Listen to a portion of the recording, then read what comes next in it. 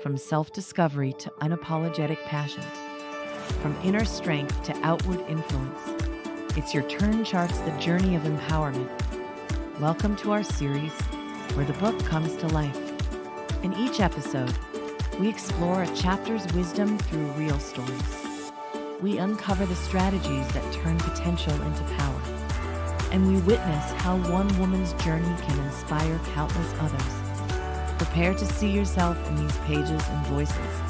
Because with every story, we're reminded, it's your turn to write the next chapter. Welcome back. Today, I am delighted to introduce Deepali Gulati, a professional whose career spans an impressive 18 years across various industries, including e-commerce, IT, staffing and recruiting, and education. As an empowerment coach, Deepali brings a wealth of experience in business development and human resources, making her a formidable force in the professional world. Deepali's passion for social impact shines through in her role as president of the WICCI Corporate Social Responsibility Council in Chandigarh. Her dedication to corporate social responsibility has led her to spearhead numerous community-driven development initiatives aligned with the Sustainable Development Goals and fostering meaningful collaborations between corporations and communities.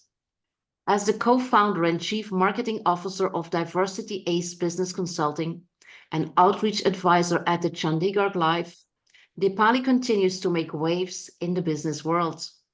Her corporate journey has been marked by distinction, particularly in driving HR and business improvement initiatives. She is strong in streamlining operations, introducing innovative concepts, and steering positive change within organizations. As a strong advocate for professional networking, Deepali dedicates significant time to connecting with professionals and entrepreneurs. She believes in the power of knowledge exchange and collaboration, constantly seeking opportunities for mutual growth and development. Deepali's diverse background, coupled with her passion for empowerment and social responsibility, makes her a truly inspiring woman in today's business landscape. And I am excited to delve into her insights and experiences in this interview. Welcome, Deepali. It is an honor to have you here. How are you doing? Thank you, Helena, for bringing me on this platform. I'm pretty good. How are you doing? I'm fine. I'm fine. Actually, I will be a little bit more relaxed after this session because everything is on a deadline and you know how that works. And we do have these things in our head, isn't it? And this is what we are going to talk about also today. Chapter 4 of the book, It's Your Turn. It's about empowering scripts. And we explore there how we navigate challenges, which we all have, how we navigate also the curveballs that life is throwing at us. And I'm so curious to find out how you are doing that, because you are balancing family life with a thriving career. You have been doing career breaks, which for many people, at least in their mind, in their perception, is something very hard to do. And yet you are emerging stronger every time. So we all have these limiting beliefs, right? And when I look at you and when I read your track record, and you also said it before, your life feels like a roller coaster. So you must also have had limiting beliefs, and there's no other way than you have been shifting them. You have been reframing them in order to maintain your growth-oriented perspective and keep doing what you are doing. So how has this been going for you, Deepali? Definitely, my life is a roller coaster. As any other female, I would say, every female has this roller coaster ride in their life. How I have maintained is I have not stopped reading, I have not stopped interacting with people. Though I was on a break of my career, I'll keep in touch with the people. I try to build my network stronger. Whenever the people say you cannot do this, I always ask why I cannot do this. At least let me try it once before I say no, I cannot do this. That's how I have maintained it. No, I cannot say no. I cannot sit idle. And to my kids, I have decided that whenever they are at home, whenever they are around, my time is theirs. When they are not around, it's my professional time, it's my community time. I can devote it the way I want. So basically, you are setting your own boundaries. You are designing your life and you are designing your time. And this is something very powerful. I see and I meet women who say, I don't see how I can do this. This is not possible for me. And when I start building a family life, then I will certainly have to let go things in my professional life. I will certainly lose there. It's like they're always trying to be in this, I would say, balance where you win or lose. When I hear you talking, it is about integrating. It is about integrating all the roles that you have in your life as a mother, as a partner, as a consultant. So has there never been a time when you thought you couldn't do it? And if so, how have you changed that? There had been times that when I decided to give up. There had been a lot of times that I decided, you shouldn't, Dipali, give it up. Let's leave it. You should not do this. But then when I sit back and give it a second thought, why should I give it? Why should I just let it get destroyed? Maybe this is something I should try once again before I say no. Maybe I should just recall. Sometimes what happens is when you take a pause, that pause helps you to move better version of yourself. Mm. When Yeah. we take a pause, it always helps us to rethink, to replan the things in a better way. So that pause has always helped. Yeah. Is building in pauses something that you intentionally do?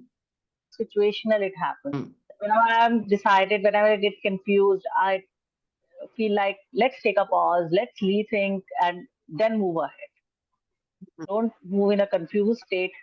Be very clear what you are doing, then move ahead. So you had three sabbaticals, which also is a very intentional choice to say, okay, I will pause for a longer time in terms of my professional focus. And then you came back every time, which a lot of women think is very difficult, sometimes maybe not possible. So, what is your mindset and what is your inner narrative in order to just show up, be there, be back basically fully in your professional life after a sabbatical like that? My first sabbatical was where my elder son was born. Mm. At that time, I took my first sabbatical. At that time, I decided to upgrade myself and I pursued my post graduation. I utilized that time. I did my remote learnings of my post graduation. I completed my MBA in HR. So that's how I decided that fine, let's upgrade myself for a better version. Mm. One day my kid will be going to school, then I'll have time, I can do. And my second sabbatical was when my second son was born. At that time, I was not looking ahead to study. That time, I started my own business of drop shipping. I invested my money, energy, everything into it so that I'm not out of the market. I'm not losing my network. I'm not losing my connections.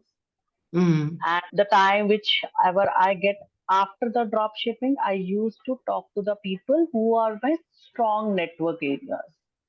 I used to give them a call by two or three people in a week so that I'm in touch with them. They don't Mm. forget me because when you stop talking to people, it is a general tendency that people forget you. They come Yeah. in contact with new people, their older contacts get loose. So I kept in touch with them. I kept messaging them. I kept asking just a simple hi, hello, so that they actually know where ideally you are. Mm. And then my third sabbatical again helped me with some certifications, which I did from where I came back as an empowerment coach. Now, one of my friend gave me the title that you are more like a bird phoenix.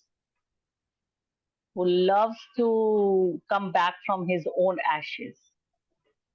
The situations break you, but you again come back from that.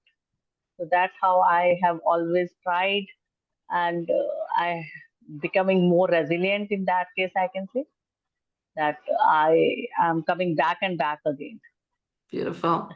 In the book, Deepali, I am also talking about growth-oriented affirmations. We all know these affirmations that you can put on your mirror, on your computer screen, or in your wallet, like I am strong, I am enough, things like that. And I tend to work with positive affirmations that are growth-oriented. In terms of that, there's this sense of growth, this sense of confidence that even if you are not there yet, you have the potential and you have the capacity to get there. And I like the word yet.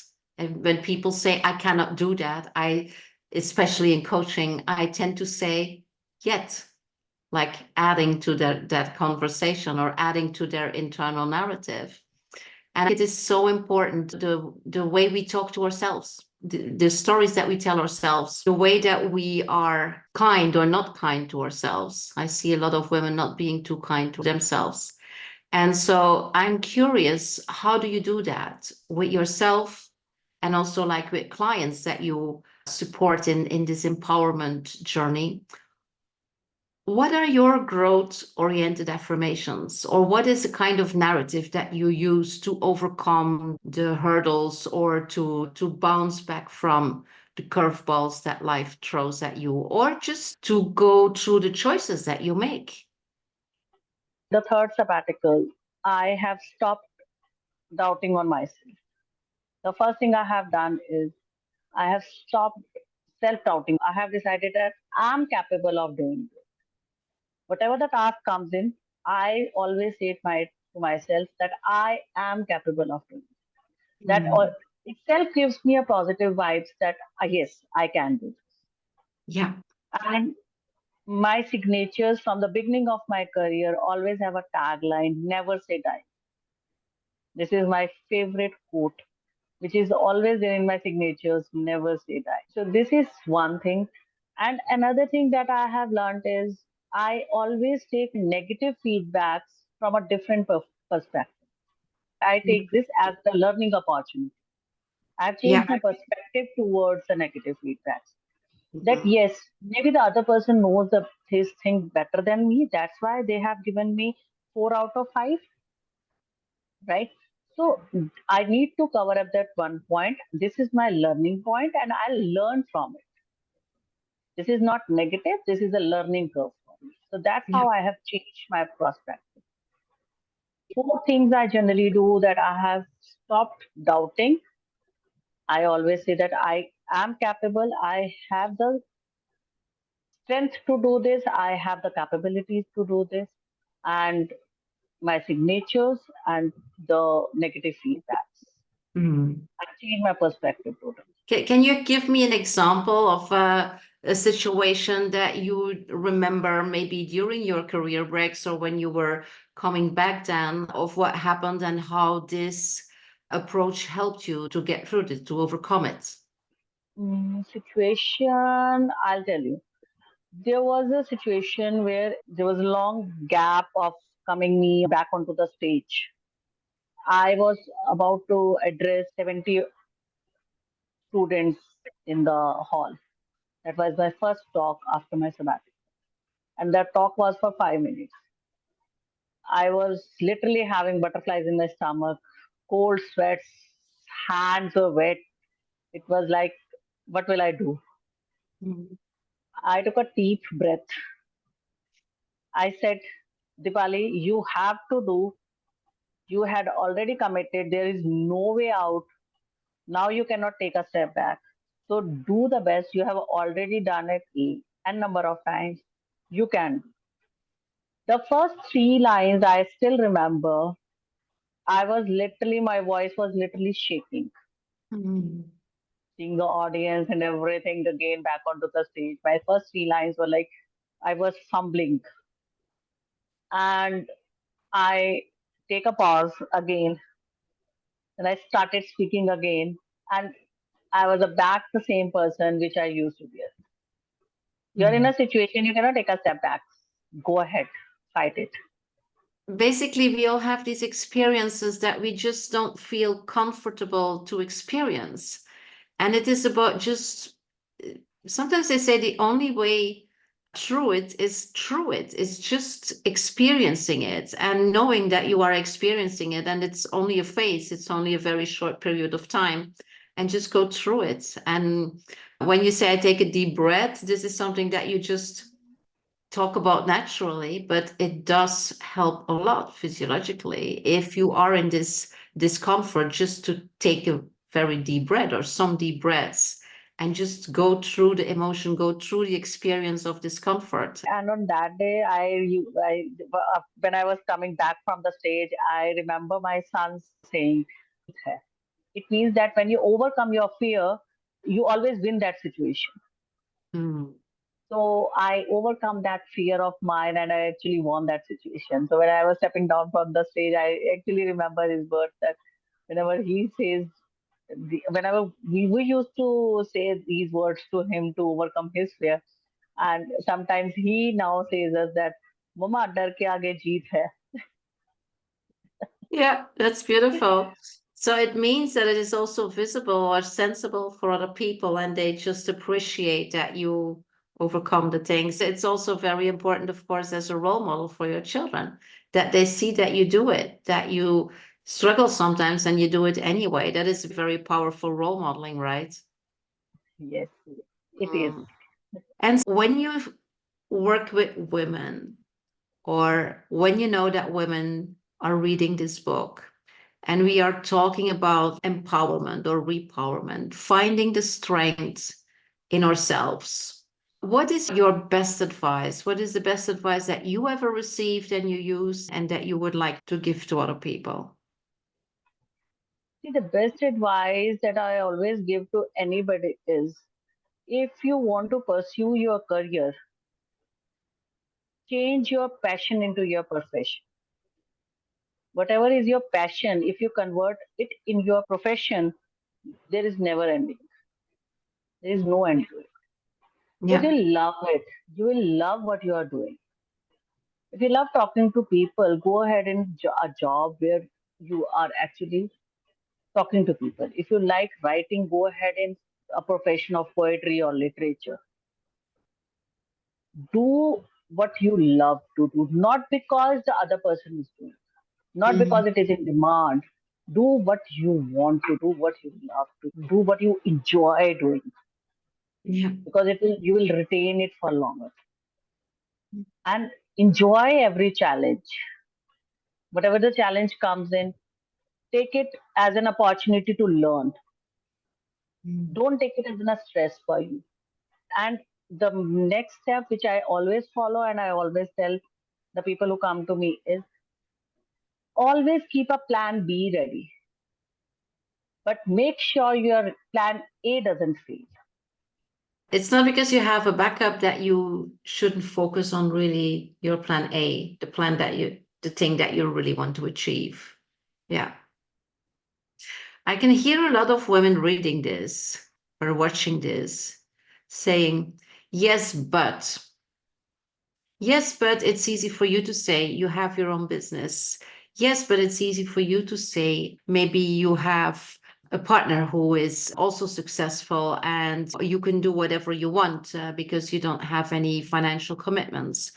Yes, but it's easy for you to say, because this is something that I hear very often. And once again, this is very disempowering. This is a narrative that we hear where people are not seeing the opportunities and where they are not having access to their resources and their inner strengths. Is that something that you recognize also with people that you work with, or have you been in that situation yourself? And how have you changed that? I have seen people coming from this situation. I have never been myself to this situation because DiversityAce founder is my own husband. So we together work. So my partner is always with me. So we support each other. Yeah. And but I have seen people coming down with this situation that I am not doing this, but because of this, because of that, there are many situations. So I always tell them that these all are only excuses.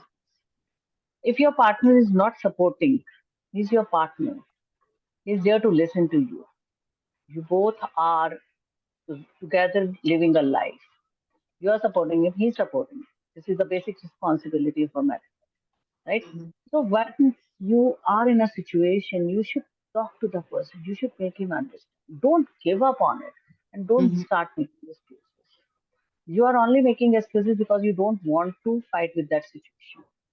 If you Mhm. really want to do that, you have the capability to make the other person understand. And then you can put other demands in front of the person about your shopping demands, about your eating demands, everything the other person is taking care of. Why won't he take care of your career also? Why won't he support you? He'll definitely support. Yeah, absolutely. The way you are putting in your things are maybe not the way they should be. You should change your perspective of putting up the things. Maybe you should try once again, right? If you don't have the resources, you can set up a support system of yourself around. Every Yeah. working women have a support system. You can take help Mm. from your neighbor. You can take a help from your friend. You can take help from a babysitter. You can there's so many resources. Then definitely there's a way. Where there's a will, there's a way. Yeah. Like we always. Yeah, if there's a will, there's a way. I like that because what you're bringing are solutions, and sometimes people are just not open for the solutions. They keep saying this, yes, but because it all starts with what is in our what the stories we're telling to ourselves. If we believe that we can do it, if we believe that we have the capacity or the capability, if we believe that we will find a solution, then we will be open for the solution and we will be seeing solutions because sometimes the solutions really knock at our doors and we don't see them because in our head we're still in this negative thinking and in this negative mindset. Thing is, you should have to remove the word of self-doubting. Then you'll have a very clear perspective about your goals. Then you'll have the right way to convince the other person also. Then you'll find the right ways to do the things also. Stop doubting that you cannot do. Then only, because when we doubt, then only we make excuses. When we have the fear of failure, when we make the excuse. Absolutely. So what would be your last most important advice for the women reading this book in terms of how to organize their lives and take on the adventure of doing a lot more than what we have in our comfort zone? Because you are the living example of having your family, your business, but also in corporate social responsibility, you're doing projects. So, based on what you know now, what would you like to share also with other women that are interested in this? Because if not, they would not be watching this video or reading the book. My advice is plan ahead. If you want to enjoy your late 40s, plan, work, work in your early 40s. If you want to enjoy your late 50s, work in your early 50s. Because what you do is what you right. That's how it is. If you want to come back after your sabbatical, if you want to get something in your, for example, a lady is on a break because of some health reasons or because of some family commitments. In that break period, expand your network, rebuild your LinkedIn profile, work on your strength, cover up on your weaknesses, do some physical activities, meditate, put yourself on yoga, talk to new people, check out what is the new that is coming up so that you are not out of the trend. When you keep talking to people, you get to know what is new coming in the market. The market is moving so fast. So if you don't keep yourself engaged into the market, whether you're working or not working, keep yourself updated. Mm. Be a better version of yourself in your free time so that whenever you decide to come back, you are not counted as an outdated person. Take out that me time, upgrade yourself. That's absolutely an empowering script, and that's beautiful. And when I hear you talking, I'm also thinking this is something that we're talking about in the book several times, also in some interviews. We tend to think that careers and success and whatever is relevant to us or that we feel is relevant is linear. Yeah. And the examples that you give and your track, basically, the way you live and the way that you are successful shows that it is not by definition linear. You can have plateaus and you can take even a little bit back in order to start again. And it is not like you have to do the things like they have been told you or like society tells you or like organizations are setting up career paths. You set up your life in total, not only your career, but your life with all your roles, the way that you want to. And it's not linear. It's not linear. And your story is such a beautiful example of that, again, that you can make your choices and they're conscious choices.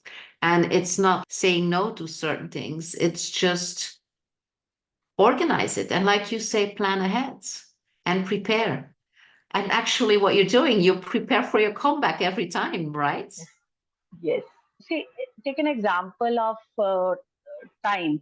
If I say about time is one thing that we can stretch as much as we want. If we have to rush early, we have to catch a cab or we have to rush somewhere, we'll finish up the morning stuff as soon as possible and we can rush. But if you talk about a lazy Sunday, your stuff may not get wind up even till afternoon.